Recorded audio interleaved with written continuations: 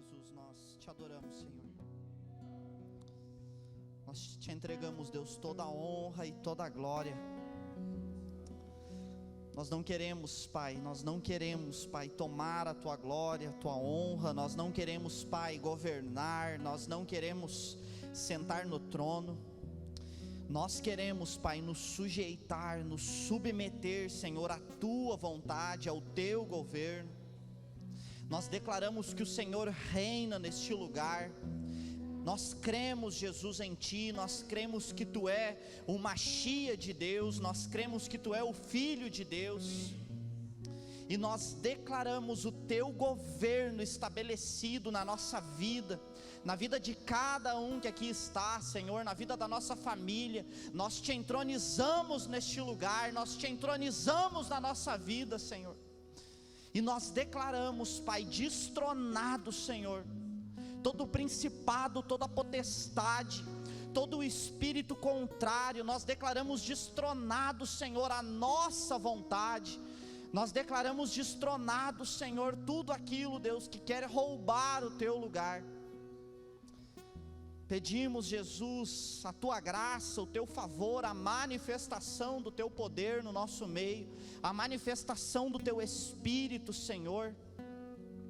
Que o Teu sangue, Jesus, derramado na cruz do Calvário, o sangue da nova e eterna aliança, venha nos cobrir, Senhor, neste momento. Em Teu nome, Jesus, em Teu nome nós Te pedimos, porque o Senhor disse que tudo que nós pedíssemos em Teu nome o Senhor faria, para que o Pai fosse glorificado. Assim nós Te pedimos, para a honra e glória de Deus, em nome de Jesus, amém e amém. Vamos aplaudir Jesus?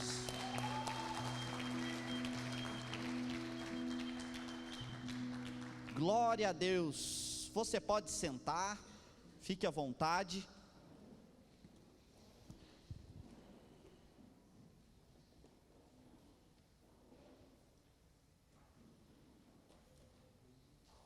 Aleluia, Deus é bom demais. Boa noite a todos.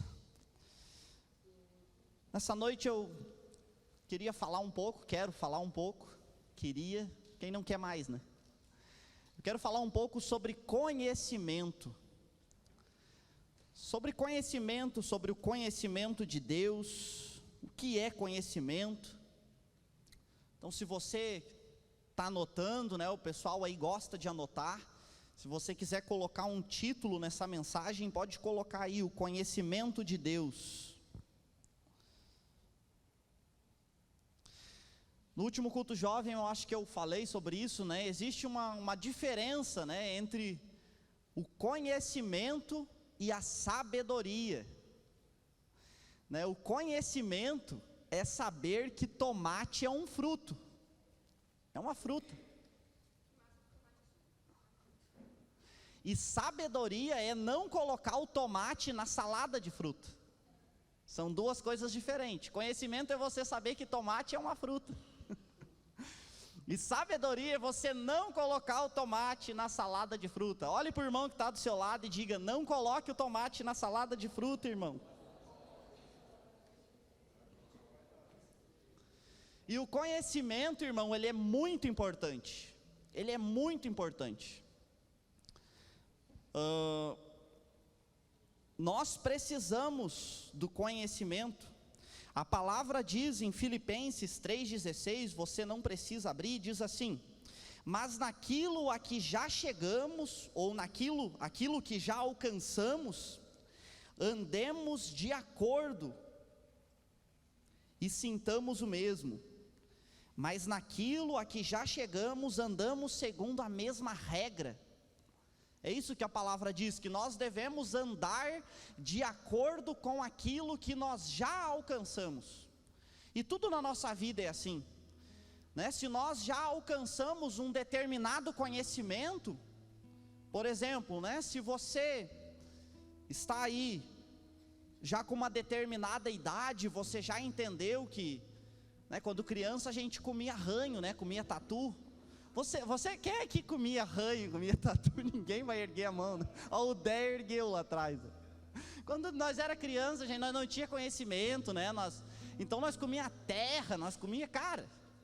Mas depois que você descobriu que tatu, que ranho, essas coisas são nojentas, você não come mais. Agora imagina um grandalhão aí comendo tatu, coisa feia, cara. Então nós devemos andar de acordo com aquilo que nós já alcançamos, né? Quem está lá na quinta, na sexta, na sétima série, não vai voltar para a primeira, ele precisa dar continuação, andar de acordo com aquilo que ele já alcançou. E eu queria fazer uma pergunta para você: o quanto de conhecimento de Deus você já alcançou? Pense aí, pense um pouquinho. Você conhece o Senhor? Quanto? Se você fosse colocar numa escala de 0 a 100, quanto você conhece de Deus?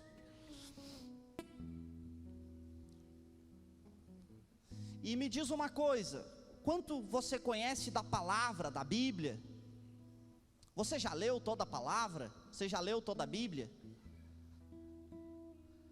Quanto você conhece de Deus?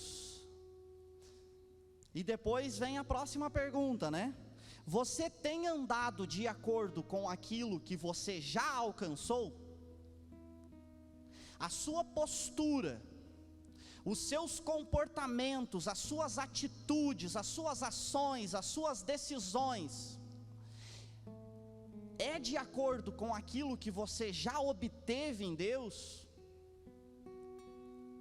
Porque muitas vezes, irmãos, nós já adquirimos um determinado conhecimento, já alcançamos uma determinada maturidade, mas ainda nos comportamos como pessoas imaturas.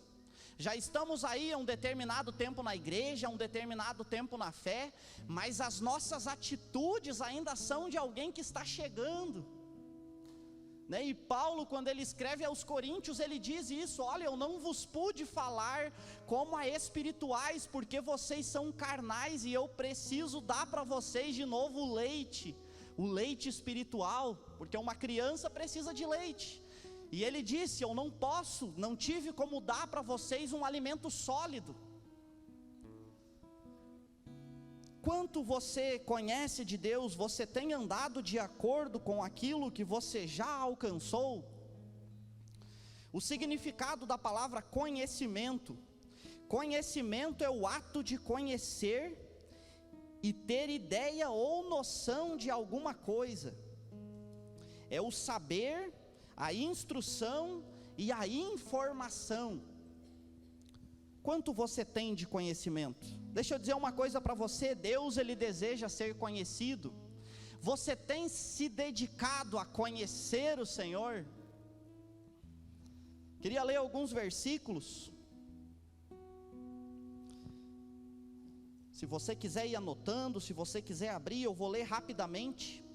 Isaías 11:9 diz assim: não se fará mal, nem dano algum em todo o meu santo monte, porque a terra se encherá do conhecimento do Senhor, como as águas cobrem o mar. Abacuque 2,14, porque a terra se encherá do conhecimento da glória do Senhor, como as águas cobrem o mar. João 6,28, agora se referindo a Jesus, né? Disseram-lhe, pois, que faremos para executarmos as obras de Deus? Jesus respondeu e disse-lhes: a obra de Deus é esta, que conheçais aquele que Ele enviou. Em algumas traduções vai dizer que creiais. João 17,3, que é o versículo que o João Vitor leu ali no início, ele foi me perguntar antes, irmão, sobre o versículo da abertura do culto, e quando ele me falou, eu fiquei abismado. Esse cara, sério que tu vai ler esse versículo? Porque nós vamos falar exatamente sobre isso. João 17,3, a vida eterna é esta, que te conheçam a ti só por único Deus verdadeiro, e a Jesus Cristo a quem enviaste. E agora eu gostaria que vocês abrissem Efésios capítulo 4, Efésios capítulo 4, versículo 11 em diante.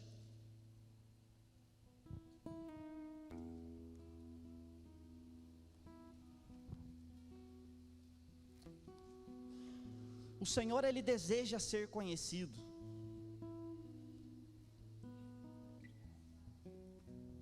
Efésios 4, versículo 11 em diante. Diz assim: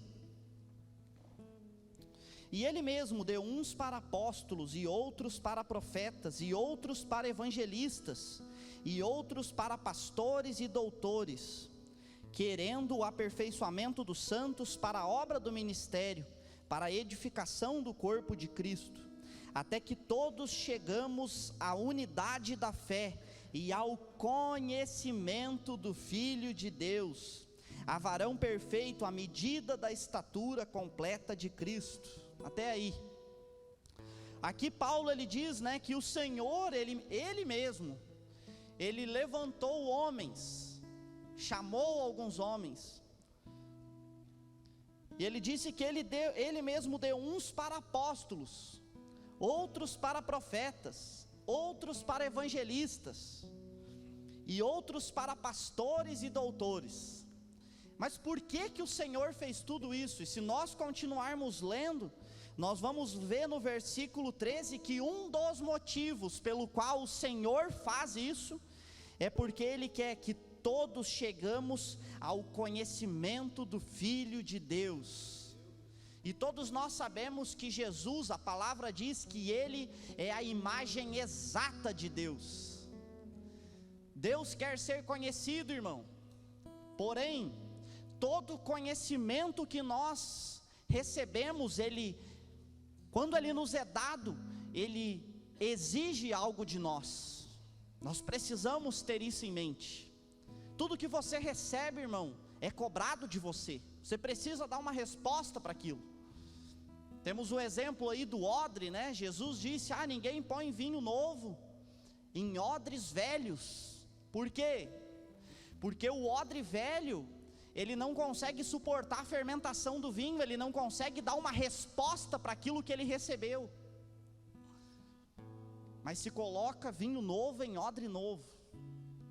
Então o Senhor, Ele quer derramar um conhecimento novo sobre você, amém? O Senhor, Ele quer se revelar para você, só que a partir da hora que Ele se revela para você, a sua postura precisa mudar. Você precisa andar de acordo com aquilo que você recebeu dele. Você precisa dar uma resposta, como um odre novo consegue dar uma resposta para o vinho novo que recebe. Amém? Vamos abrir agora em Mateus 7, 21.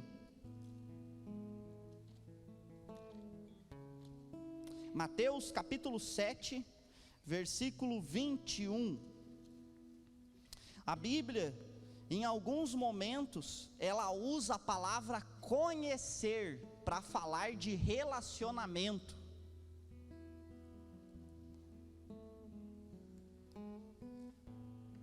Escute isso. Mateus 7, 21. A Bíblia, por diversas vezes, irmãos, ela vai usar a palavra conhecer para se referir a relacionamento, tá? E não é qualquer relacionamento, irmão, é um relacionamento profundo, é um relacionamento íntimo. Mateus 7, 21 diz assim: nem todo que me diz Senhor, Senhor, entrará no reino dos céus, mas aquele que faz a vontade de meu Pai que está nos céus. Muitos me dirão naquele dia: Senhor, Senhor, não profetizamos nós em teu nome, e em teu nome não expulsamos demônios? E em teu nome não fizemos muitas maravilhas? E então lhes direi abertamente: nunca vos conheci, apartai-vos de mim, vós que praticais a iniquidade. Jesus, ele conta nessa parábola, que naquele dia muitos chegarão a ele e dirão: Senhor, porque eu estava lá na igreja, e na hora do apelo eu fui lá para frente, eu expulsei demônio. Senhor, porque através de mim enfermos foram curados. E o Senhor vai olhar e vai dizer: eu nunca te conheci. Mas me responde uma coisa: Jesus, ele não é onisciente, ou seja, ele não tem todo o conhecimento, ele não conhece todo mundo. Então por que ele diz que ele não conheceria algumas pessoas? Porque a palavra conhecer aqui não é o simples fato do conhecer que nós falamos. A palavra conhecer aqui, ela fala de relacionamento. É como se Jesus estivesse dizendo: eu nunca me relacionei contigo, eu nunca tive um relacionamento contigo.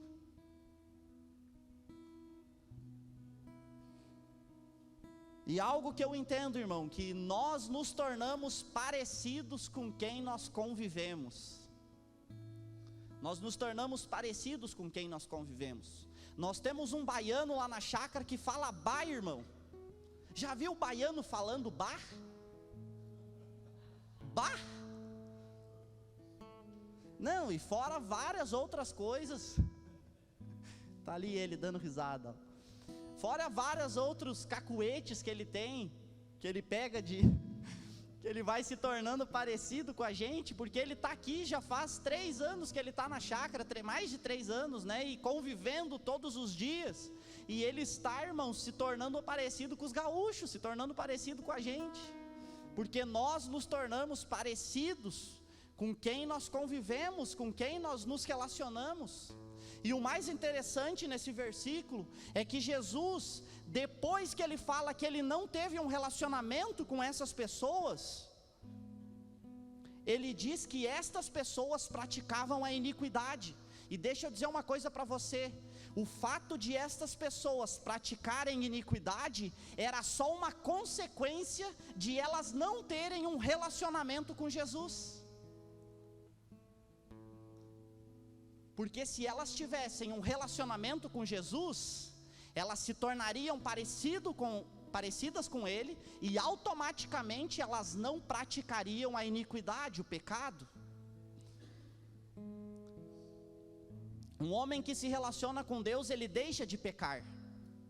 E um homem que deixa de se relacionar com Deus, ele começa a pecar, irmão. Isso é só o resultado, o pecado é só o resultado da falta de relacionamento com Deus. O problema não está no fato das pessoas pecarem muitas vezes. O problema está no fato de elas não se relacionarem com Jesus. Conhecimento, relacionamento é uma coisa só.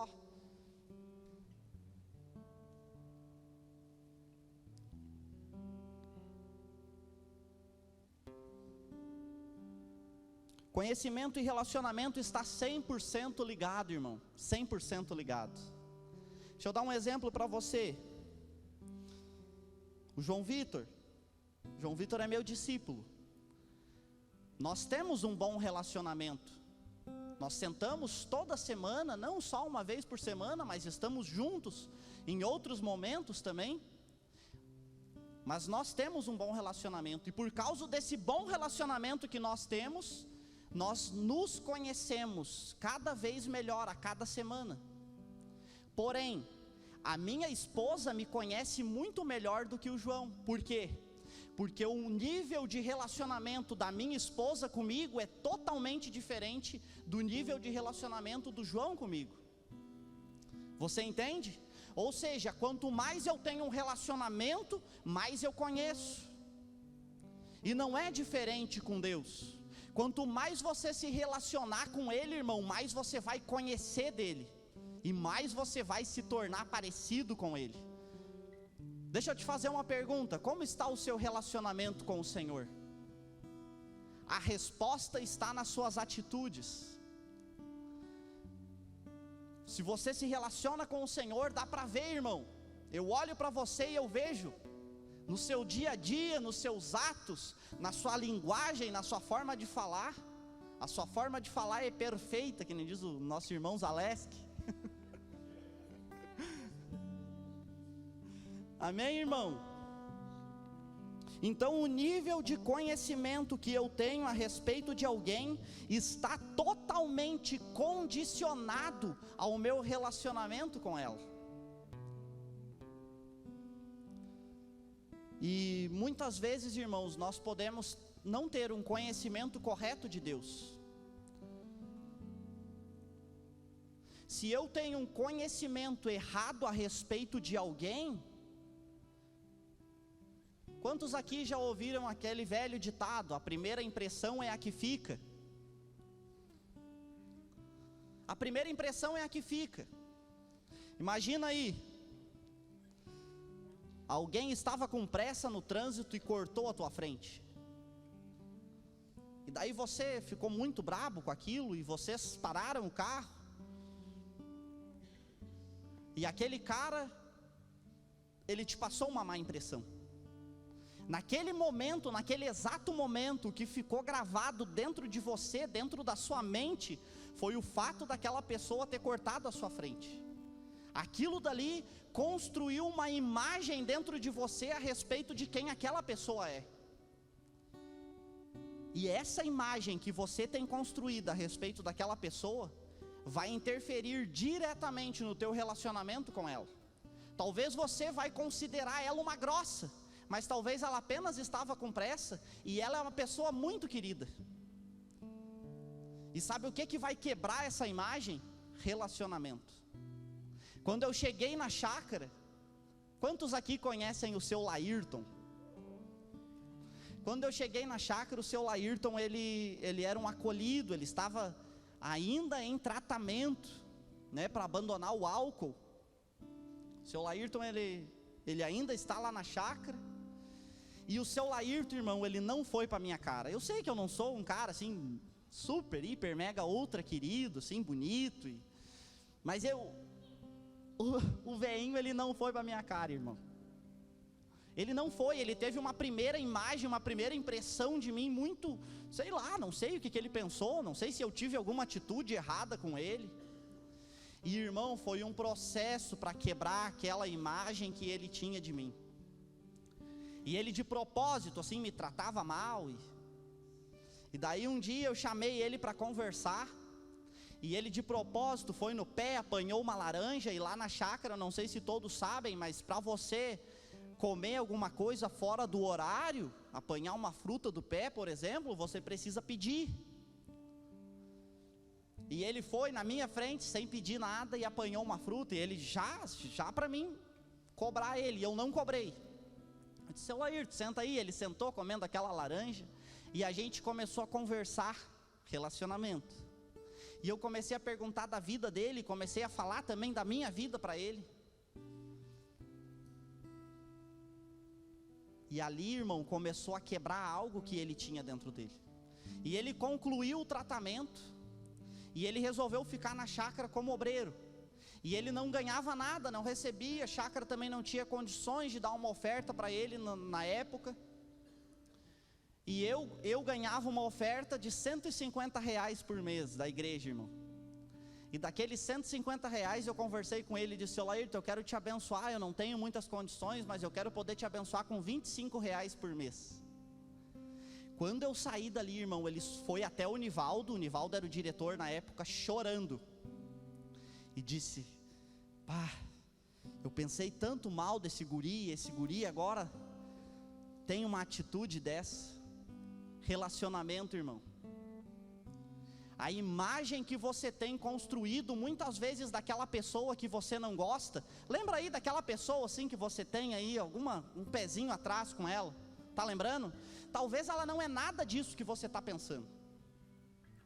E você precisa ir até ela e estabelecer, começar um relacionamento com ela, para que essa imagem que você tem seja quebrada. Você entende? E eu pensando nisso, no discipulado muitas vezes, às vezes o discípulo tem uma imagem errada do discipulador, vê o discipulador às vezes como alguém autoritário, ou como alguém que impõe. Então às vezes o discipulador está dando um simples conselho, mas o discípulo, por ter essa imagem construída do discipulador, ele recebe aquilo quase como uma ordem. E ele sai dali pensando, cara, que cara autoritário, que... Você entende? Qual a imagem que você tem construída dentro de você a respeito do seu discipulador? Porque quando o teu discipulador te fala alguma coisa, não vai aos teus ouvidos apenas aquilo que ele te falou. Vai aquilo que ele te falou e junto no pacote a imagem que você tem construída dele. E por muitas vezes aquilo que ele está te falando vem vindo de Deus, mas por você ter uma imagem incorreta dele construída dentro de você, você não recebe aquilo que ele está te falando, ou você vê aquilo com maus olhos. Você entende, irmão? Quantos estão entendendo? E pensando nisso, eu meditando nessa palavra, muitas vezes, irmãos, nós temos uma imagem errada de Deus construída dentro de nós. Eu não sei você, como é que foi assim a sua infância, a sua vida, mas eu cresci muitas vezes ouvindo da minha mãe, né, principalmente assim quando estava chovendo, dava uma trovoada, um trovejão, e ela, ó, Deus está brabo. Não, irmão, não é Deus que está brabo, é só um trovejão, é algo natural, é algo do tempo, não é Deus que está brabo. Olhe para o irmão do seu lado e diga, não é Deus que está brabo, irmão.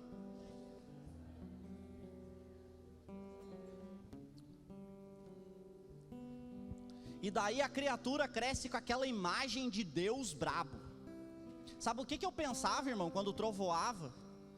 Que era Deus e o diabo brigando, de facão assim, de lança, de raio, de... Tadinho do diabo, irmão. Tadinho do diabo brigar com Deus, irmão. O que sobra? Não sobra nada. Piscadinha assim, um cabelinho que cai do olho assim, já era, entendeu? Não. Mas eu cresci com essa imagem de Deus. Então quando eu me converti, essa imagem de Deus, ela estava impregnada dentro de mim, e isso interferiu diretamente no meu relacionamento com Ele. Você entende? E por quê? Porque eu via Deus como um Deus distante, primeiramente, um Deus que estava distante, lá no céu, sentado no trono, com cabelo branco, uma barba branca, só esperando alguém errar na terra para mandar um raio lá de cima, um castigo. E quantos muitas vezes não têm essa imagem de Deus, e daí não conseguem desfrutar de um relacionamento pleno com o Senhor, por terem uma imagem incorreta de Deus construída dentro deles. Cleider, o que quebra essa imagem? Relacionamento. Você vai precisar ler a palavra, a palavra fala de Deus, na palavra está os atributos de Deus, quem Deus é. Você vai precisar orar diariamente, e orar, irmão, não é nada mais, nada menos do que relacionamento. Uma vez chegaram em mim e perguntaram como que eu oro. Eu disse, da mesma forma que você conversa com o teu pai. Como que você conversa com o teu pai? E daí coroa, beleza? Senta, toma um chimarrão. E Deus, Ele quer ter esse relacionamento com você, querido. O problema é que nós somos religiosos. A religião, irmão, construiu muitas coisas erradas a respeito de Deus dentro de nós. E daí aquilo que a religião construiu dentro de nós está tão impregnado, que quando nós chegamos na presença de Deus, a gente até muda a voz. Oh, Senhor majestoso, e parece estar com uma batata quente na boca. Não, irmão, não precisa de nada disso. Deus quer ter um relacionamento próximo, íntimo, amigável com você. Comece a se relacionar com Deus, irmão. Eu não sei se você tem o hábito de se relacionar com o Senhor, de orar diariamente, de ler a palavra. É tão bom, irmão. É tão bom. Eu converso com irmãos que dizem assim, cara, eu acordo todos os dias mais cedo e procuro ter um tempo de oração, de meditação na palavra antes de ir trabalhar. Comece a fazer isso, irmão. Separe um tempo. Se você não tem um tempo estabelecido, separe um tempo. Ah, Cleider, mas isso não é religiosidade? Não, isso é compromisso. Você não tem um horário para começar a trabalhar? Tem. Quem estuda aí não tem um horário para ir para a aula, para começar lá a estudar? Tem. Por quê? Porque é um compromisso muito importante. Se você chegar atrasado, vai dar problema. Então, da mesma forma, leve Deus a sério. Muitas vezes para o nosso trabalho, né, que nos dá o sustento, a gente tem um nível de seriedade, mas para o Senhor a gente meio que banho-maria, leva as coisas meio empurrando com a barriga. Não dá, irmão. Se você não separar um horário, você não vai conseguir fazer. De 7 dias da semana você vai orar e ler a Bíblia 2, e olha lá. Então, irmão, estabeleça um horário e comece a se relacionar com Deus. Deus quer, irmão, se relacionar com você, e é através do relacionamento que você vai conhecer o Senhor. É através do relacionamento, irmão, que toda imagem incorreta que você tem construída dentro de você a respeito de Deus será quebrada. Comece a se relacionar com Deus, irmão.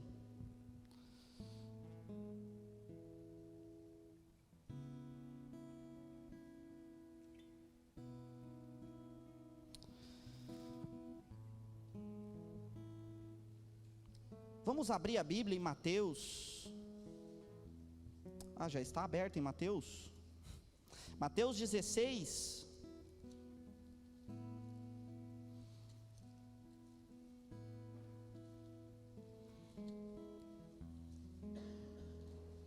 Relacionamento, irmão. Relacionamento estabelece conhecimento. Mas tome cuidado, porque tem gente que lê a Bíblia apenas para conhecer, não para se relacionar. Por que você lê a Bíblia? Você lê para conhecer o Senhor? Ou você lê para obter conhecimento, e quando você estiver diante das pessoas, você poder usar daquele conhecimento e passar uma impressão de que você é alguém que conhece as Escrituras?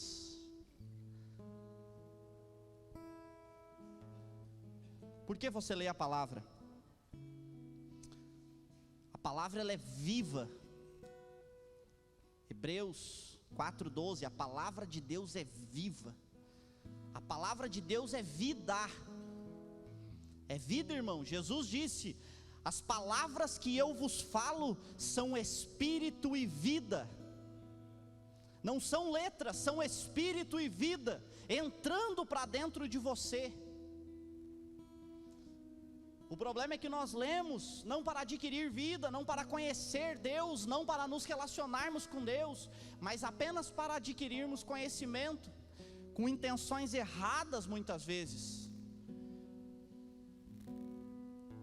Em Gênesis, quando Deus coloca o homem no jardim do Éden, Ele forma o homem, coloca o homem no jardim do Éden para que o homem cuidasse, cultivasse o jardim. E havia no jardim 2 árvores, irmão. Havia a árvore da vida e a árvore do conhecimento do bem e do mal. E Deus não proibiu o homem de comer da árvore da vida. Ele proibiu o homem de comer da árvore do conhecimento do bem e do mal. E o homem, com intenções erradas, comeu da árvore do conhecimento e pecou. Por que você lê a Bíblia? Se alimente da vida, que é a palavra, não apenas para adquirir conhecimento com intenções erradas. Amém? Mateus capítulo 16, então, versículo 13, diz assim: e chegando Jesus às partes de Cesareia de Filipe, interrogou os seus discípulos dizendo: quem dizem os homens ser o Filho de Deus, ser o Filho do homem? Eles disseram: uns João Batista, outros Elias, e outros Jeremias ou um dos profetas. Disse-lhes ele: e vós, quem dizeis que eu sou? E Simão Pedro respondendo disse: Tu és o Cristo, o Filho do Deus vivo. Aqui Jesus, ele chega aos discípulos e ele pergunta: quem dizem os homens que eu sou? Quem você diz que Jesus é, irmão? Para você, quem Jesus é para você, irmão? E os discípulos respondem: olha, uns dizem que você é João Batista. Me diz uma coisa, essas pessoas que pensavam que Jesus, o Cristo, Filho de Deus, era João Batista, quando elas chegassem diante de Jesus, elas iriam se relacionar com quem? Com o Cristo ou com João Batista? Com João Batista, porque a imagem que elas tinham construída dentro delas a respeito de Jesus era João Batista. Outros diziam ser Elias, outros Jeremias ou um dos profetas, mas ninguém pensava ser o Cristo. Como você vê Jesus? Você vê Ele como Cristo, como ungido de Deus, como Filho de Deus, a quem foi dado o nome sobre todo nome, aquele que reina, que vive. Como você vê Ele? Isso vai interferir diretamente no teu relacionamento com Ele. E os discípulos, irmão, os discípulos não erraram, os discípulos acertaram em cheio. E vocês, quem vocês dizem que eu sou? Por quê? Porque os discípulos estavam todos os dias e tinham estabelecido com Jesus um relacionamento. Pelo fato deles terem estabelecido com Jesus um relacionamento, eles tinham uma imagem exata de que Jesus era o Cristo. E portanto, se relacionavam com Ele, de acordo com quem eles viam, da forma correta. Como você vê? Como você vê Jesus? Qual o Jesus que você tem construído dentro de você? Você conhece Jesus? Porque, irmão, isso vai interferir diretamente no teu relacionamento com Ele. E se a imagem que você tem construída dentro de você for errada, talvez naquele dia Ele vai olhar para você e vai te dizer: eu não te conheço. E isso é muito sério, irmão. Isso é muito grave.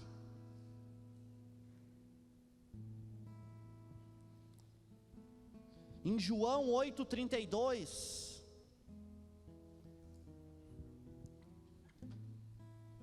deixa eu dizer uma coisa para você antes de nós ler o texto. Se você quiser ir abrindo, João 8:32. Se você não quiser abrir, só ouve.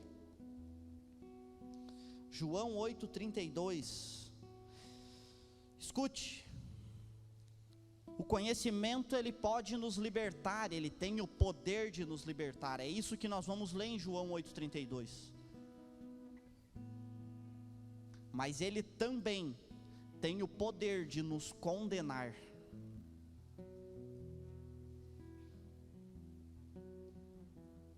O conhecimento, ele nos liberta, irmão. João 8:32 diz: e conhecereis a verdade, e a verdade vos libertará.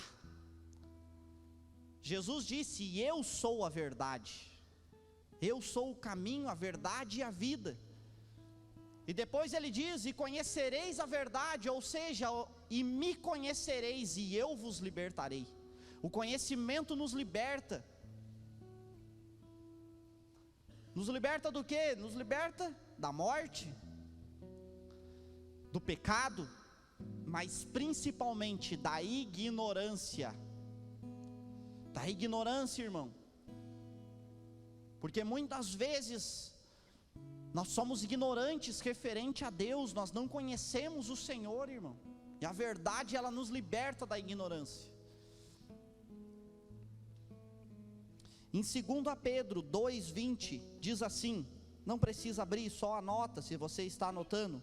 Porquanto, se depois de terem escapado das corrupções do mundo, pelo conhecimento do Senhor e Salvador Jesus Cristo, forem outra vez envolvidos nelas e vencidos, tornou-se-lhes o último estado pior do que o primeiro. Porque melhor lhes fora não conhecerem o caminho da justiça, do que conhecendo, desviarem-se do santo mandamento que lhes fora dado. É forte, irmão. Melhor lhes fora não terem conhecido, do que depois de terem conhecido, se desviarem do santo mandamento. Então, irmão, o conhecimento, ele nos liberta. Porém, se você não der uma resposta exata para o conhecimento que você tem recebido, esse conhecimento que você tem recebido, ele te condena, ele te mata. Você precisa andar de acordo com aquilo que você já alcançou. E agora eu quero perguntar de novo: o quanto de Deus você conhece? Você tem andado de acordo com aquilo que você já alcançou? Fique de pé comigo. O louvor pode subir. Você tem, irmão, andado de acordo com aquilo que você já alcançou? Feche os seus olhos. Medite em tudo isso que foi falado.